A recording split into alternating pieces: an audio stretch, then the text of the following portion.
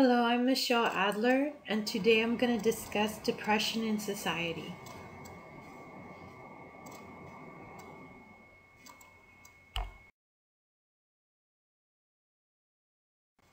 Okay, depression can occur at any age.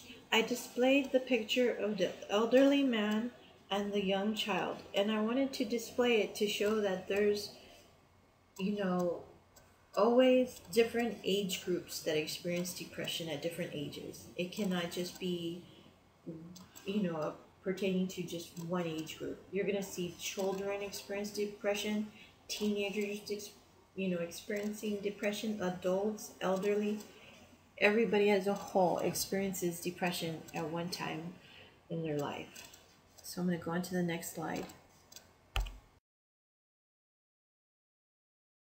The topics I'm going to discuss today in my presentation are the definition of depression, an overview of depression, the treatment options, a case scenario of depression, including the symptoms, preferred treatment for depression, and description of treatment. Also, I'm going to discuss the possible complications due to depression, and finally, the prognosis. Okay, the definition of depression. Depression is a mood disorder where a person at any age displays sadness beyond their control, which hinders them emotionally, that can occur for short or extended periods of time, depending on the severity of their condition. For example, if a person is the sole provider for his family and suddenly loses his job, he will develop depression because he feels sad he cannot provide for his family anymore, which can lead to more serious issues such as economic issues, stress, marital issues, or possibly suicide. The causes of the depression need to be considered in order to understand the type of depression someone is experiencing and to administer the appropriate treatment. This I'm going to discuss later on within the slide in great detail. Okay, next slide. Okay, I'm going to give you an overview of depression. Depression is a mood disorder that affects all cultures in the world, whether it's children, teenagers, or adults. It's like how I displayed the picture of the elderly man in the beginning of the presentation and the young child.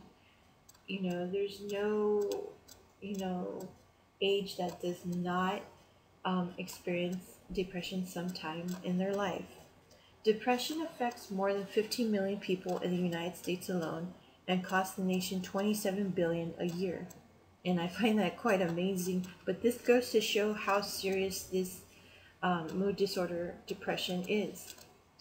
And according to history, what I researched is that Hippocrates, the father of medicine in the 5th century BC in Greece, called depression melancholia. Today we call it melancholy. And I also researched, according to Hippocrates, is that back then they believed in a humoral theory. The humoral theory is where they believe that if a person is depressed, it's because their bile is black or they have phlegm, within their body, or it's blood. Like they believe that everything that I just discussed was bad. And that if somebody wasn't experiencing depression, that everything was up to par. It was not bad at all. But then again, that's what I discussed, which if it was bad, which was the black bile, the blood, the phlegm, it's, again, how I said, humoral theory, which dates back to the 5th century BC, as I discussed. And again, another thing I researched, which was quite interesting, is President Abraham Lincoln battled depression back in 1830 during the Civil War era. And, who would have known President Abraham Lincoln? And he was such a great president, and it's hard to believe that he battled depression, but he did. And I read that he had lost a son. His son had died, and then he had to get the country and lead the country during the Civil War era. I believe that his depression made him such a great president. He overcame that depression. He used it to his advantage to be such an excellent president. And he's still so renowned today if you study him historically. And the next one, there are different kinds of depression, such as postpartum depression, unipolar depression, and major depressive disorder, to name a few. Postpartum depression is when a woman becomes depressed after delivering a child. She can, experience anger, frustration, being so irritated, not wanting to be loving with the child. And then unipolar depression is basically the same, but not, being depressed after having a child. It's just depression. And again, they show the symptoms of wanting to be isolated from society, not engaging in the regular activities, just wanting to be alone, and just very, as I explained, isolated and not happy at all. They won't want to eat and so forth. They may lay in bed all day.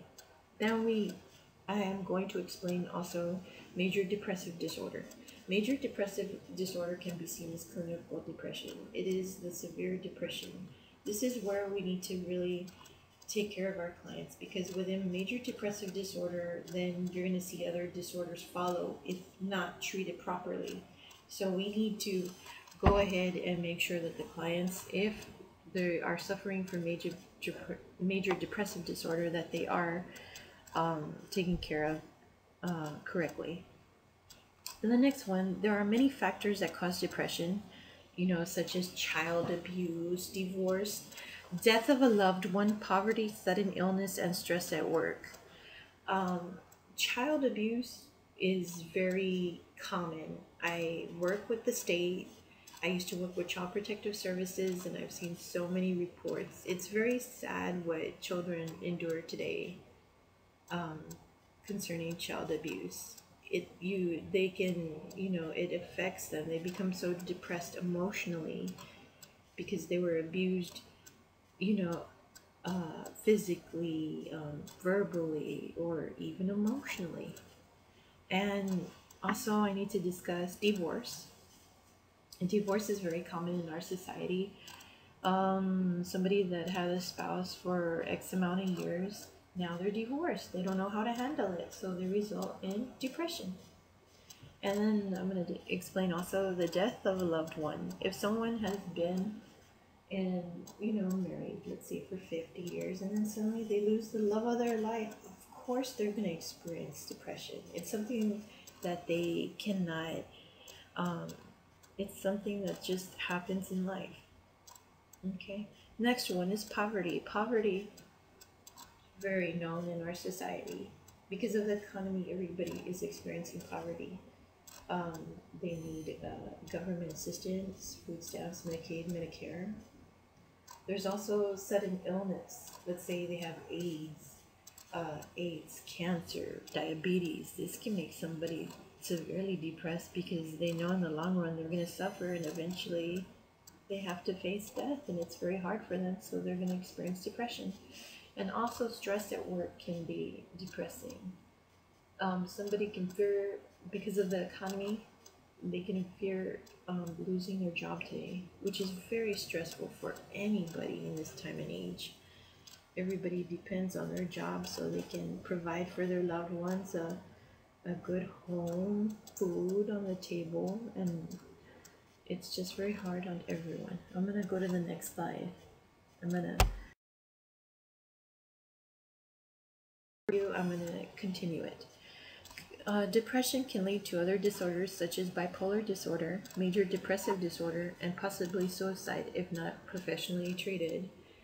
Depression, how I explained, is a very serious disorder, and it must be clinically treated, with whatever therapy is needed.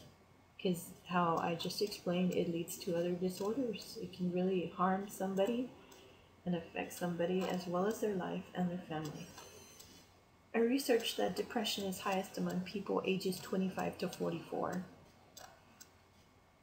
Also, the teenage suicide rate has tripled in the United States since the 1950s. With that fact that I just talked about, I believe that the teenage suicide rate has tripled because we're in the 20th century, and now you see different drugs come into play that teenagers are prone to use, which are quite dangerous. And then they experience the peer pressure, the bullying, wanting to fit in. Are they gonna, make the high test scores to get into that college? Some, go and it's just too much for them to handle and they commit suicide.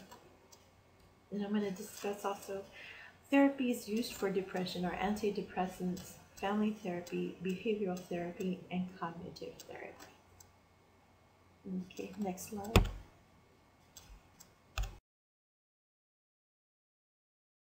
Treatment options. Some treatment options are antidepressants such as Prozac, Lexapro, and Zoloft.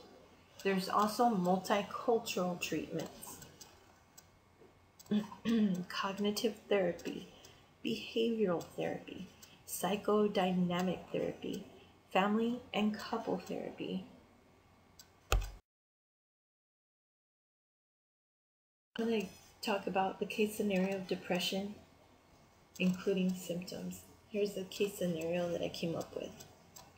An elderly woman lives alone, and she recently lost her husband, who was the love of her life. The woman no longer leaves her home and chooses not to engage in the normal activities she used to engage in, such as playing bingo with her friends, taking walks in the park, going to the movies, and attending church. She used to take walks in the park, go to the movies, and attend church with her husband. They were an inseparable couple and did mostly everything together. She hardly eats now. She doesn't answer the phone if it rings and can lay in her bed all day long. Her personality she had before she lost her husband was fun-loving, radiant spirit, and actively involved within her community. Her symptoms are quite evident, as I explained in the scenario, which are withdrawal, depression, loneliness, and behavioral symptoms, such as staying in bed all day, as well as being non-active. I'm going to go on to the next slide. Now, the preferred treatment for depression and description of the treatment according to the case scenario that I just explained, I would engage in private counseling sessions, allowing the client to start the conversation through free association to allow the client to vent her feelings of anguish she's feeling to make her feel better. Another thing I would also involve her family through family social treatment, but only when she is emotionally ready. The love and support of her family can help her move past her loss. I can educate her family also on how to help her get over her depression by having them be involved with her and spend time with her.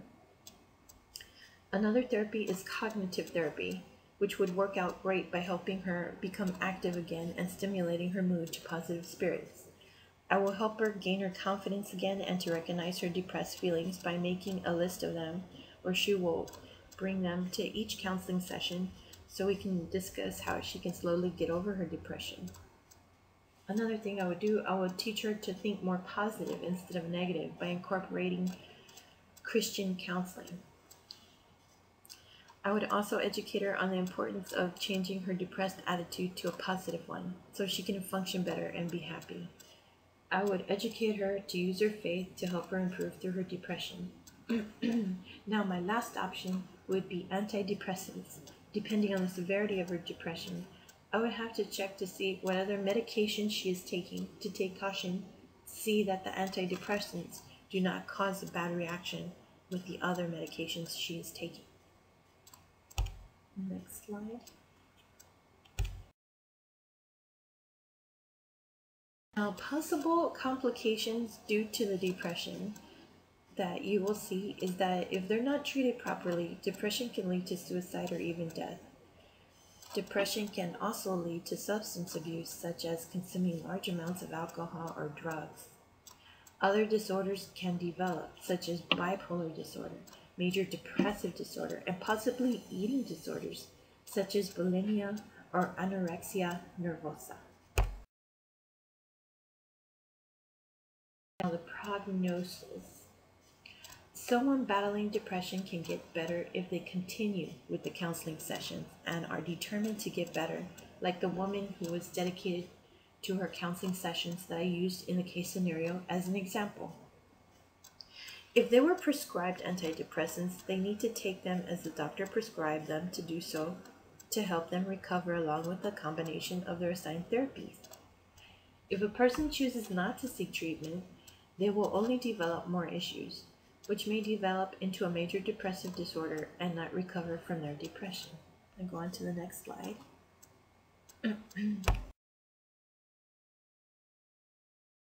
I want to thank you for viewing my presentation. I believe that everyone must seek spiritual guidance during their time of need, especially when experiencing depression. And I pray for the Lord to heal anyone battling depression today. Thank you.